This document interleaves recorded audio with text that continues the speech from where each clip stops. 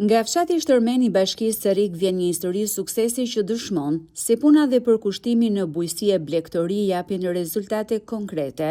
Ferdi Bardhi është një nga fermerët më aktiv të zonës dhe ndër të paktën në fshatin e tij që merret me mbashtimin e gjelave të detit. Gjatë viteve të fundit, Ferdi Bardhi ka mbarështuar mbi 6.000 krerë gjela deti dhe rika, ndërsa për festat e këtij fundviti ka përgatitur të paktën 400 gjela deti. Në 2 javë të fundit ai ka nisur shitjen e tyre. Produkti i tij rritet në kushte natyrore dhe pa ndërhyrje industriale, çka e bën të preferuar nga konsumatorët. Kam rritur 6.000 krerë gjësi. Po atë kam shitur zogj të vegjël. Ja 400 krerë. Po kam filluar. Durësi nga Tirana, ata që më njohin që ata vinë marrë në një në fshati këtu.